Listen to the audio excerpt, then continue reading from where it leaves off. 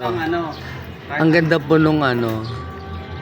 Ayan, 500 bibiliin ko na siya, guys. sabi mo naman to, pang ano. Lalagay ko sa parlor ko. Ano, wag ka lang mag-spacer. Tsaga mo muna yan. Tapos pag naka... Siya po yung may-ari ng bisikleta, guys. Ang ganda ng bisikleta na niya. kahit rounded na ganito. Kahit anong brand na, mayroong... No, original tong hawak ni ano ni Ando. Marinto eh, galing abroad daw. Ayan.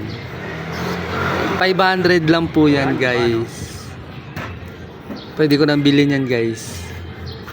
Kasi kung ano ka, mag-spacer ka. Ayan pwede po. naman Ayan yun. po yung manggagawa ng aming bisikleta dito sa Barangay West Rembo. Iisip ko lang Dito po yan baka sa makulit 19th kasi Street po, local kasi tapat ang po ng aking parlor, guys. Ay talaga naman. Talaga yan, guys. Talaga magaling po yan. Magaling po yan talaga magawa ng bisikleta, guys. Really? Ano ba yan?